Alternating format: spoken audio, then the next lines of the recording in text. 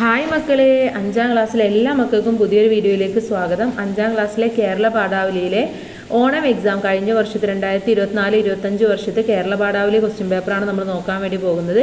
അപ്പോൾ എന്തൊക്കെ ക്വസ്റ്റ്യൻസ് ആണ് കഴിഞ്ഞ വർഷം വന്നിട്ടുണ്ടായിരുന്നത്, അവയുടെ ആൻസേഴ്സ് എന്തൊക്കെയാണ് നമുക്ക് നോക്കാം. ഓക്കെ, അപ്പോൾ താഴെ നിങ്ങൾക്ക് ആവശ്യമായിട്ടുള്ള നിർദ്ദേശങ്ങളെല്ലാം തന്നിട്ടുണ്ട്. അതൊക്കെ കൂട്ടുകാർ വായിച്ച് മനസ്സിലാക്കുക. 2 മണിക്കൂറാണ് എക്സാം എഴുതാനുള്ള സമയം.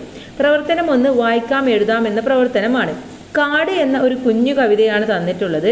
കാട്ടിലുണ്ട് പാട്ടു തേടും കാട്ടുപൂവിൻ മാനസം, പൂവിലുണ്ട് മൂളിയെത്തും വണ്ടു തേടും തേൻകണം, കാട്ടുവള്ളികൾ നൃത്തമാടും കാറ്റിലുണ്ട് പൂമണം, കുഞ്ഞുമൈന പാട്ടിലല്ലോ മുളകളാടും ഈണം, മാനം തേടും മാമലകൾ മഴ നനഞ്ഞ് ആടും, ആനനരികൾ കൂട്ടമായി തേടിയെത്തും അരുവി.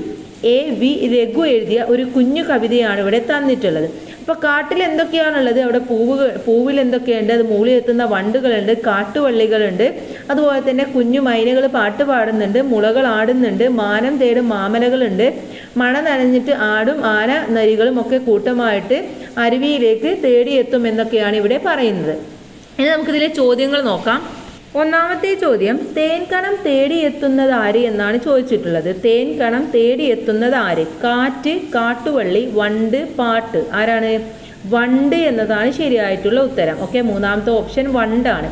2, കാട്ടുപൂവിൻ്റെ മാനസം അന്വേഷിക്കുന്നത് ആരെ?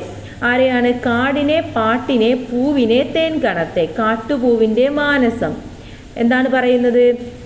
കാട്ടുപൂവിൻ മാനസം, പൂവിലുണ്ട് മൂളിയെത്തും, അല്ലെ? പാട്ടിനെയാണോ കാടിനെയാണോ പൂവിനെയാണോ? എന്തിനെയായിരുന്നു? ഓപ്ഷൻ ബി പാട്ടിനെ എന്നുള്ളതാണ് ശരിയായിട്ടുള്ള ഉത്തരം. മൂന്നാമത്തത്, ആരുടെ പാട്ടിലാണ് മുളകൾ ആടുന്ന ഈണമുള്ളത്? കുഞ്ഞുമൈനയുടെ, മഴയുടെ, അരുവിയുടെ, പൂവിൻ്റെ. ആരുടേതാണ്? കുഞ്ഞുമൈനയുടേതാണ്. നാലാമത്തത്, മാമലകൾ മഴ നനഞ്ഞാടും എന്നതുകൊണ്ട് കവി അർത്ഥമാക്കുന്നത് എന്ത്? മാമലകൾ മഴ നനഞ്ഞാടും. വണ്ടിക്കൂട്ടങ്ങൾ മൂളിയെത്തുന്നത്, ആനനരികൾ കൂട്ടമായി എത്തുന്നത്, മഴയത്ത് മാമലയിലെ മരങ്ങൾ ആടുന്നത്, വണ്ടു തേടുന്നത്. ഏതിനെയാണ്? മഴയത്ത് മാമലയിലെ മരങ്ങൾ ആടുന്നതിനെയാണ്. 5ാമത്തെ ചോദ്യം, ആനനരികൾ കൂട്ടമായി തേടിയെത്തുന്നത് എന്തിനെ? കാട്ടുപൂവിനെ, പൂമണത്തെ, അരുവിയെ, മാമലയെ. ഏതിനെയായിരുന്നു? അരുവിയെ ആണ്. ഓക്കെ, 5 ചോദ്യങ്ങളും അവയുടെ ഉത്തരവും കഴിഞ്ഞ് എല്ലാ ക്വസ്റ്റ്യൻ പേപ്പറിലും കേരള പാഠാവലി കാണാനുള്ളത് ആദ്യം ഒരു കവിതയോ അല്ലെങ്കിൽ ഒരു പാരഗ്രാഫോ തന്നിട്ട് അതുമായി ബന്ധപ്പെട്ട ചോദ്യങ്ങളും ഉത്തരങ്ങളും ആയിരിക്കും. അപ്പോൾ തന്നിട്ടുള്ളത് എന്താണോ നന്നായിട്ട് വായിച്ച് മനസ്സിലാക്കുക, അതിനുശേഷം ഉത്തരം എഴുതുക. ഇനി നമുക്ക് 2ാമത്തെ പ്രവർത്തനത്തിലേക്ക് കടക്കാം. സംഭാഷണമാണ്. 2-ലെ എ, തുള്ളിപ്പാഞ്ഞു വരുന്ന മഴ, തുള്ളിക്കൊരു കുടമെന്ന മഴ, കൊള്ളാമിൻ മഴ, കൊള്ളുരുത്തി മഴ. കൊള്ളാം കൊള്ളാം പെയ്യട്ടെ കുഞ്ഞുണ്ണിമാഷിൻ്റെ കുഞ്ഞു കവിതയാണ്. മഴയെക്കുറിച്ച് കുഞ്ഞുണ്ണിമാഷിൻ്റെ കവിത വായിച്ചില്ലേ? പെയ്തിറങ്ങുന്ന മഴയോട് നിങ്ങൾ എന്തൊക്കെ ചോദിക്കും? നിങ്ങളും മഴയും തമ്മിലുള്ള സംഭാഷണം തയ്യാറാക്കാനാണ് പറഞ്ഞിട്ടുള്ളത്. അപ്പോൾ മഴ പെയ്യുമ്പോൾ നമുക്ക് ഒരുപാട് കാര്യങ്ങൾ മഴയോട് ചോദിക്കാനുണ്ടാവും, അല്ലേ? അപ്പോൾ ആ ചോദ്യങ്ങളൊക്കെയാണ് നിങ്ങളിവിടെ എഴുതേണ്ടത്. നിങ്ങളുടെ ചോദ്യവും മഴ പറയുന്ന ഉത്തരവും നിങ്ങൾ എഴുതണം. ഞാൻ, ഹായ് മഴ, ഹായ് മഴയെ, ഞാൻ കാത്തിരിക്കുകയായിരുന്നു. മഴ, ഒന്ന് പെയ്യാൻ ഞാനും. ഞാനും ഒന്ന് പെയ്യാൻ വേണ്ടി കാത്തിരിക്കുകയായിരുന്നു എന്ന് മഴയും പറയാണ്. പിന്നെന്തായിരിക്കും ഞാൻ ചോദിക്കുക? അപ്പോൾ നമുക്ക് ചോദിക്കാം, എന്നിട്ട് എന്താ വരാൻ വൈകിയത്? മഴ പെയ്യാൻ മഴയും കാത്തിരിക്കുക എന്ന് പറഞ്ഞില്ല. അപ്പം എന്താ വരാൻ വൈകിയത്? മഴ, എനിക്ക് പെയ്യാൻ അതിൻ്റേതായ സമയമുണ്ട്. ഞാൻ, സാധാരണത്തെക്കാൾ മിക്കൊല്ലം വൈകിയാണല്ലോ, എന്തു പറ്റി? മഴ, നിങ്ങൾ മനുഷ്യൻ കാരണം തന്നെയാണ് എനിക്ക് ഈ ഗതി വന്നത്. ഞാൻ, അതെന്താ? ഞങ്ങൾ എന്തു ചെയ്തു? മഴ, നിങ്ങൾ കാടും മലയും നശിപ്പിച്ചു, മരങ്ങൾ വെട്ടിമുറിച്ചു, പുഴകൾ മണ്ണിട്ട് നികത്തി, കുന്നുകൾ ഇടിച്ചു പരത്തി, പിന്നെ ഞാൻ എങ്ങനെ പെയ്യും? ഞാൻ, നീ പറഞ്ഞത് വളരെ ശരിയാണ്. ഞങ്ങൾ നിന്നെയും പ്രകൃതിയെയും ഒരുപാട് ദ്രോഹിച്ചിട്ടുണ്ട്. അതിൻ്റെ ഫലമാണ് ഞങ്ങൾ ഇപ്പോൾ അനുഭവിക്കുന്നതെല്ലാം. മഴ, ഇപ്പോഴെങ്കിലും നിങ്ങളുടെ തെറ്റ് നിങ്ങൾക്ക് മനസ്സിലായല്ലോ എന്ന് പറയാം, അല്ലേ? അപ്പോൾ ഈ രീതിയിൽ എഴുതാം. അല്ലാന്നുണ്ടെങ്കിൽ വേറെ ഏതെങ്കിലും രീതിയിൽ നിങ്ങളുടെ ഇതിനനുസരിച്ച്, സങ്കല്പത്തിനനുസരിച്ച് നിങ്ങൾക്ക് മാറ്റാവുന്നതാണ്. ഓക്കെ, ചോദ്യവും ഉത്തരവും ഉണ്ടായിരിക്കണം എന്ന് മാത്രം. ഇനി ഇതിലെ ബി ചോദ്യം നോക്കാം. മഴക്കാഴ്ച തിരഞ്ഞെടുത്ത് എഴുതുക. പാടത്ത് സ്വർണ്ണവേൽ പരക്കുന്നു, ആകാശത്ത് വെൺമേഘങ്ങൾ പരക്കുന്നു ഒഴുകുന്നു, മുറ്റത്ത് കുഞ്ഞരുവികൾ രൂപം കൊള്ളുന്നു. ഏതാണ് മഴക്കാഴ്ചയായിട്ട് വരുന്നത്? മുറ്റത്ത് കുഞ്ഞരുവികൾ രൂപം കൊള്ളുന്നു എന്ന് തന്നെയാണ്, അല്ലേ? പ്രവർത്തനം 3, ആസ്വാദനക്കുറിപ്പ് എഴുതാമെന്നുള്ളതാണ്. എത്ര കിളിയുടെ പാട്ടറിയാം? പറഞ്ഞു നോക്കുക വെറുതെ നിങ്ങൾക്ക്. എത്ര കിളിയുടെ പാട്ടറിയാം? എത്ര മരത്തിൻ തണലറിയാം? എത്ര പുഴയുടെ കുളിരറിയാം? എത്ര പഴത്തിൻ രുചി അറിയാം? എത്ര പൂവിൻ മണമറിയാം? അറിഞ്ഞിടുമ്പോൾ അറിയാം നമ്മൾ കറിയാനൊത്തിരി ബാക്കി, ഒത്തിരി ഒത്തിരി ബാക്കി. പി മധുസൂദനൻ എഴുതിയതാണ്. കവിതാഭാഗത്തിൻ്റെ ആശയം വായിച്ചു മനസ്സിലാക്കിയില്ലേ? ആസ്വാദന കുറിപ്പ് തയ്യാറാക്കുക എന്നതാണ് പറഞ്ഞിട്ടുള്ളത്. അപ്പോൾ നമുക്ക് എന്ത് ചെയ്യണം? ഈ ഒരു കവിതയ്ക്ക് ഒരു ആസ്വാദന കുറിപ്പ് എഴുതിടണം. ആസ്വാദന കുറിപ്പ് നമുക്ക് നോക്കാം. പി മധുസൂദനൻ എഴുതിയ മനോഹരമായ ഒരു കവിതയാണ് എത്ര കിളിയുടെ പാട്ടറിയാം. പ്രകൃതിയെയും ജീവജാലങ്ങളെയും അറിയാത്ത ഇന്നത്തെ തലമുറയോടുള്ള ഒരു ചോദ്യമാണ് ഈ കവിതയിലൂടെ അവതരിപ്പിക്കുന്നത്. നമുക്ക് അറിയാത്തതായി ഒരുപാട് കാര്യങ്ങൾ ഈ ലോകത്ത് ഉണ്ട് എന്ന് കവി ഈ കവിതയിലൂടെ പറയുന്നു. എത്ര കിളിയുടെ പാട്ടും എത്ര മരത്തിൻ്റെ തണലും എത്ര പുഴയുടെ കുളിരും എത്ര പഴത്തിൻ്റെ രുചിയും അറിയാം എന്നാണ് കവി നമ്മോട് ചോദിക്കുന്നത്. ഈ ചോദ്യത്തിലൂടെ അർത്ഥമാക്കുന്നത് എത്ര കിളികളെയും എത്ര പുഴകളെയും എത്ര മരങ്ങളെയും എത്ര പൂക്കളെയും എത്ര പഴങ്ങളെയും അറിയാമെന്നാണ്.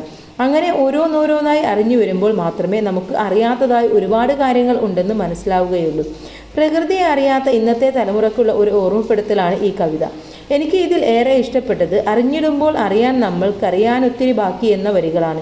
നമുക്ക് പഠിക്കാനും അറിയാനും ഒത്തിരി കാര്യങ്ങൾ ഉണ്ട് എന്ന വലിയ സന്ദേശം ഈ വരികളിൽ ഒളിഞ്ഞു കിടക്കുന്നുണ്ട്. അതുകൊണ്ടാണ് എനിക്ക് വരികൾ ഏറെ ഇഷ്ടമായത്. അപ്പോൾ നിങ്ങളൊരു ആസ്വാദന കുറിപ്പ് എഴുതുമ്പോൾ നിങ്ങൾക്ക് ഇഷ്ടപ്പെട്ട വരിയും കൂടെ അതിൽ എഴുതി ചേർക്കുന്നത് വളരെ നന്നായിരിക്കും. അടുത്ത ചോദ്യം പ്രവർത്തനം 4 കുറിപ്പ്. പാഠഭാഗത്ത് നിങ്ങൾ ധാരാളം കടങ്കഥകൾ പരിചയപ്പെട്ടു. കടങ്കഥകളുടെ ഭാഷയും ഒളിഞ്ഞിരിക്കുന്ന ആശയത്തിൻ്റെ ഭംഗിയുമൊക്കെ തിരിച്ചറിയുകയും ചെയ്യുക. നിങ്ങൾക്ക് പരിചിതമായ 2 കടങ്കഥകൾ നോക്കൂ. ഒന്ന്, അക്കരെ നിൽക്കും തുഞ്ചാണി ഇക്കരെ നിൽക്കും തുഞ്ചാണി കൂട്ടിമുട്ടും തുഞ്ചാണി. ഉത്തരം കൺപീലിയാണ്. രണ്ടാമത്തത് 1000 തിരിയിട്ടു കത്തിച്ച പൊൻവിളക്ക് അന്തിയായപ്പോൾ അണഞ്ഞുപോയി. ഉത്തരം സൂര്യനാണ്. ഈ കടങ്കഥകൾക്ക് ഇങ്ങനെ ഉത്തരം ലഭിക്കാനുള്ള കാരണം എന്തായിരിക്കും? ഒരെണ്ണം വിശദീകരിച്ച് കുറിപ്പ് തയ്യാറാക്കുക. അപ്പോൾ ഒന്നാമത്തേത് അക്കരെ നിൽക്കും തുഞ്ചാണി ഇക്കരെ നിൽക്കും തുഞ്ചാണി കൂട്ടിമുട്ടും തുഞ്ചാണി എന്നുള്ളതാണ്. അപ്പോൾ ഇവിടെ തുഞ്ചാണി എന്നത് തെങ്ങോലയുടെ അറ്റമാണ്. കൺപോളകളുടെ രൂപം പീലി കണ്ടാൽ തുഞ്ചാണി പോലെ ഇരിക്കും. 2 കൺപോളയുമാണ് അക്കരെ ഇക്കരെ എന്നതുകൊണ്ട് ഉദ്ദേശിക്കുന്നത്.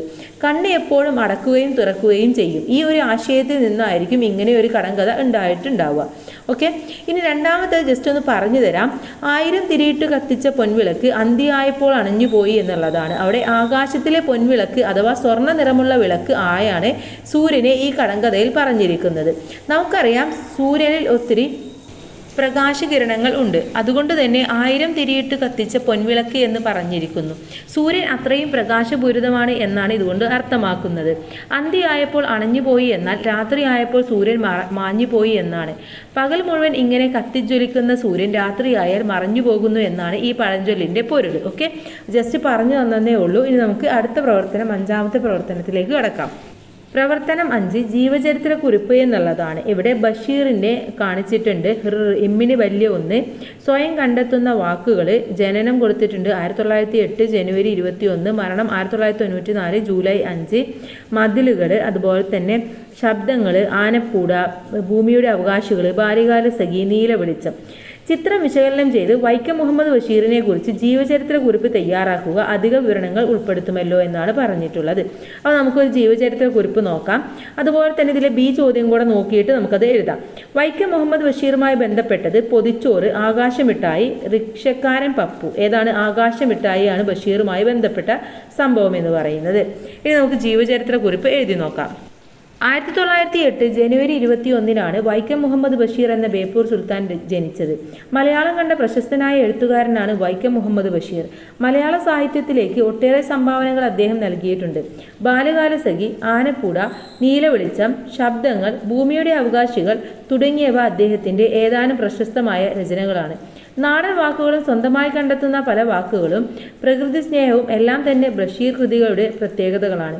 1994 ജൂലൈ 5 അദ്ദേഹം മരണപ്പെട്ടത്. ഓക്കെ, അപ്പോൾ ഇത്രയും കാര്യങ്ങൾ നിങ്ങൾക്ക് ബേസിക്കായിട്ട് അറിയാം. ഇത് മാത്രം എഴുതിയാലും നിങ്ങൾക്ക് ഫുൾ മാർക്ക് ലഭിക്കുന്നതാണ്. പ്രവർത്തനം 6 വിവരണമാണ്. വീട്ടിലോ വിദ്യാലയത്തിലോ യാത്രകൾക്കിടയിലോ നിങ്ങൾ മനോഹരമായ പൂന്തോട്ടങ്ങൾ കണ്ടിട്ടുണ്ടാകും. പല നിറങ്ങളിലുള്ള പൂക്കളും ശലഭങ്ങളും കിളികളും ഒക്കെ നിങ്ങളുടെ ശ്രദ്ധ ആകർഷിച്ചിട്ടുണ്ടാകാം. നിങ്ങൾ കണ്ട ഒരു പൂന്തോട്ടത്തെക്കുറിച്ച് വിവരണം തയ്യാറാക്കാനാണ് പറയുന്നത്. അപ്പോൾ കൂട്ടുകാരുടെ വീട്ടിൽ ചിലപ്പോൾ പൂന്തോട്ടം ഉണ്ടായിരിക്കും, സ്കൂളിൽ പൂന്തോട്ടം ഉണ്ടായിരിക്കും, വരുന്ന വഴിയിലുണ്ടായിരിക്കും, യാത്ര പോകുമ്പോൾ കണ്ടിട്ടുണ്ടായിരിക്കും. അപ്പോൾ ഏതെങ്കിലും ഒരു പൂന്തോട്ടത്തെ കുറിച്ചിട്ടാണ് നിങ്ങളിവിടെ എഴുതേണ്ടത്. അത് ജസ്റ്റ് നിങ്ങളൊന്ന് എഴുതി നോക്കുക. ബി ചോദ്യം, ഒരു നാട്ടുപൂവിൻ്റെ പേരെഴുതുക. ഡാലിയ, മുക്കുറ്റി, ഓർക്കിഡ്. ഇവിടെ ഡാലിയയും ഓർക്കിഡും നാടൻ പൂവല്ല, മുക്കുറ്റി മാത്രമാണ് നാടൻ പൂവായിട്ടുള്ളത്. കൂട്ടുകാരെല്ലാവരും നന്നായിട്ട് പഠിക്കുക. ക്ലാസ്സുകളൊക്കെ നമ്മൾ അപ്ലോഡ് ചെയ്തിട്ടുണ്ട്, അതൊക്കെ പോയിട്ട് കാണാം. ഓക്കെ, എല്ലാവർക്കും നല്ല മാർക്ക് തന്നെ സ്കോർ ചെയ്യാൻ വേണ്ടി കഴിയട്ടെ. Thanks for watching.